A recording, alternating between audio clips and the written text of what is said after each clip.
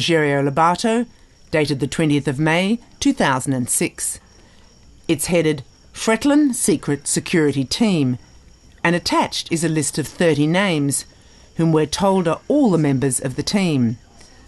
There's a further list of the serial numbers of 16 weapons, next to the names of the men who were given them.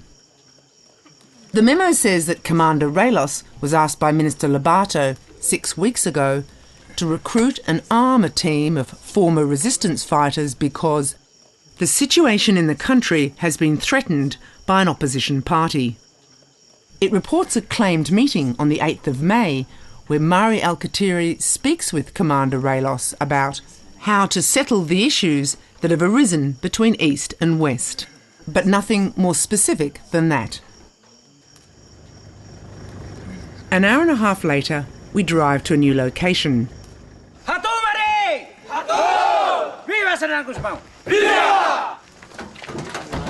The team is assembled and they've brought their guns. Commander Railos has put on a uniform as well, but he and his men are not soldiers, they're civilians. Can we come inside and talk?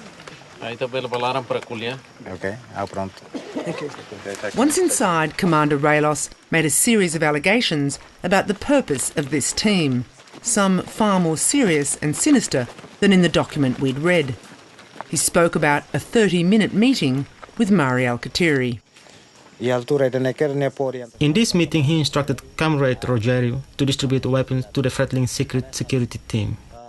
He alleged he was told the team's secret mission over the next 12 months was as follows.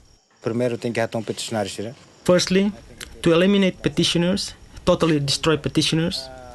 Secondly, to terminate opposition leaders. Thirdly, to exterminate the military leaders like Major Alfredo, Major Tara, Major Tillman and their men who have taken weapons into the mountains. And finally, to eliminate any Fretlin members who oppose the policy of Mari and of Fretlin.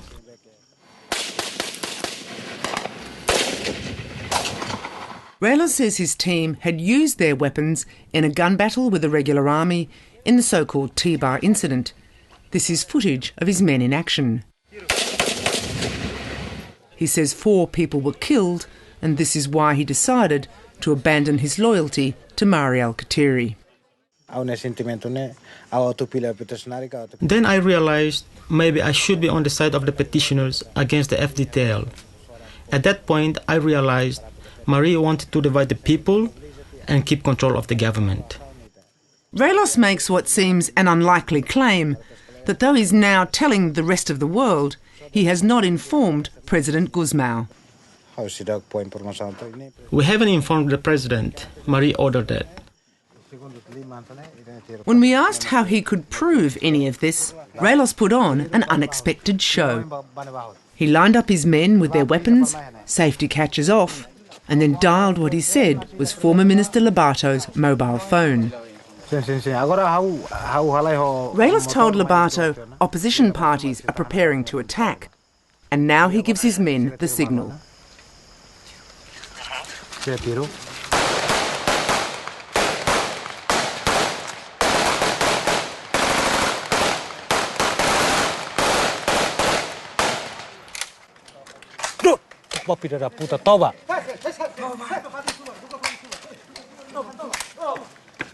Mau. Ne tirmal makasi, sirma em makasliu. Daru kona namnian. Kona soldado. Cuidado, botan se tas. Observa, não vai, ita recuo na fato. Recuo.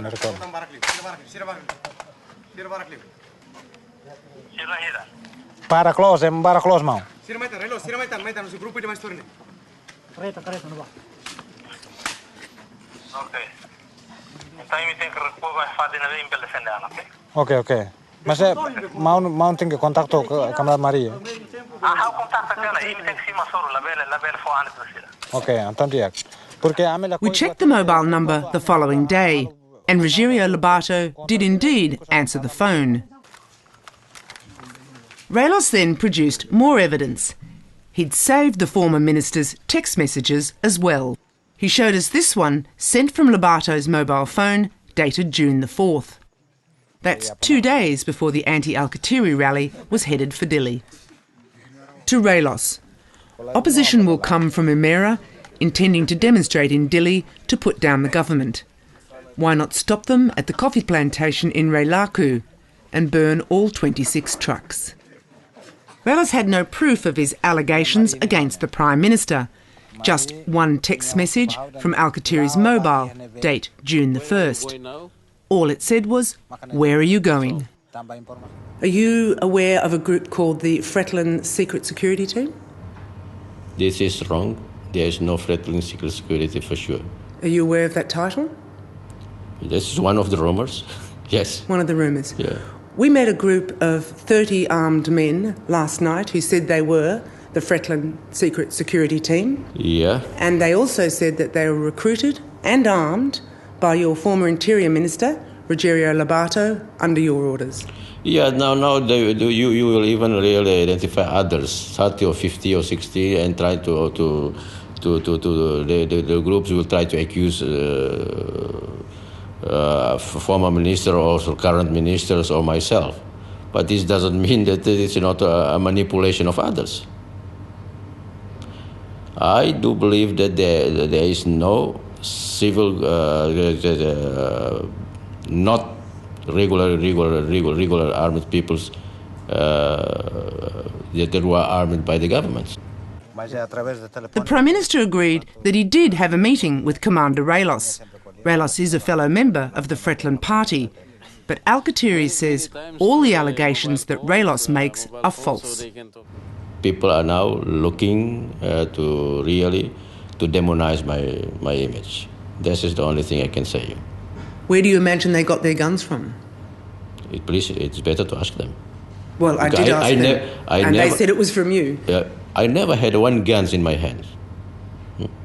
I am not police, I am not army force, I am Prime Minister. The following day, we called at Rogério Lobato's house. Good morning. My name's Liz Jackson from Australian Television. Mr. Rogério Lobato. Call to Mr. Rogério? Yes, please. Mr. Top for me? Yes, please. Okay, wait. Thank you. We wanted to ask the former minister some questions, and he was no longer answering his mobile phone. Sorry, Mr. Rogério called to phone for... He come? No. Mr. Rogério not. He's not here, or he doesn't want to speak to us? No, here, maybe sleeping. He's sleeping? Yeah. Oh, we're happy to wait. We'll just wait then. No, I thought Mr. Rogério not talk. What, you spoke with him? Yeah. So he's not asleep? I don't know. Is he? We're not getting anywhere, so decide instead to call the head of the Border Police, Antonio de Cruz. According to the document we got from Railos, he was actually the person who gave him the guns at 10 p.m. at night in a cemetery at Lauhata. We track him down in the border town of Maliana. This is Antonio da Cruz speaking. This is Antonio de Cruz speaking. Good morning, sir. Yes, good morning, madam. Good morning. I am very good. My name is Liz Jackson from ABC TV. Oh, ABC TV, yes. Yes. Da Cruz is the National Commander of the Border Patrol Unit. Good to speak with you, sir. Commander Railos says that on the 8th of May you were at the Lauhata cemetery near Likisa and that you gave him 10 AK weapons and 6,000 rounds of ammunition. Yes. You already confirmed this information from who? Commander Railos. Yes. And it's true? Yes, it's true. It's true. Who told you to give those guns and ammunition to Commander Railos? It's from our I'm receiving order from our Interior Minister. Rogério Lobato, the Interior Minister, told you to give Commander Railos the guns and the ammunition, yes? Yes. Do you know for what purpose? I don't know exactly what kind is thinking about it, but I'm the one of the member of the Police National Timor-Leste, and I'm the responsibility for the Border Patrol Unit. I'm received the order to to request some our long gun to this members directly to our minister, and our minister said that you have to give it for the commander Railos, and I'm just doing. Just following orders? Yes. Do you know if the Prime Minister Mari Al-Khattiri gave those orders to the Interior Minister? Do you know if Mari Al-Khattiri knew that you were giving weapons to Commander Railos? I'm not sure, and I'm never sitting together with our Prime Minister because I'm just member from the National Police. Rogério Lobato's security guard has appeared, so it's time to wind up. But Antonio de Cruz tells us he'll fax us the dispatch records he prepared that list the serial numbers of all the weapons and to whom they were sent. 2 pages arrive. The first page shows 15 HK-33 weapons dispatched to His Excellency the Minister of the Interior on the 8th of May 2006. The second, a further 8 guns dispatched to the Minister on the 21st of May. We checked the serial numbers of this list of weapons against the serial numbers we got from Railos. 15 out of the 16 of Railos's guns are listed here. The 2 we filmed in Likasa were in the first dispatch. We put this to Jose Ramos Horta. What does it suggest to you that the head of the Border Police is asked to give weapons to the Minister of the Interior, which end up in an armed civilian group? Well, obviously that is a very grave breach, a very grave offense. It would be understandable if the Interior Minister ordered the weapons away from a sensitive area to be locked away. But when the weapons are returned to him and reassign them to civilians, that is an absolutely grave matter. I'm not saying that this is a fact, but if this is what happened, is a very grave matter. Arming civilians is a serious offence, yes? Of course. I'm a lawyer myself. A sacking offence. Arming civilian is against the whole policy of this government. And it would be a sacking offence. Yeah. The Prime Minister has already told us that he believes no civilians were armed by his government. But just as we're leaving, we get information that suggests this isn't true. We've driven up into the hills behind Dili to Police Commissioner Paolo Martin's house. After the attacks on police, it was no longer safe for him in Dili, and here he has armed protection.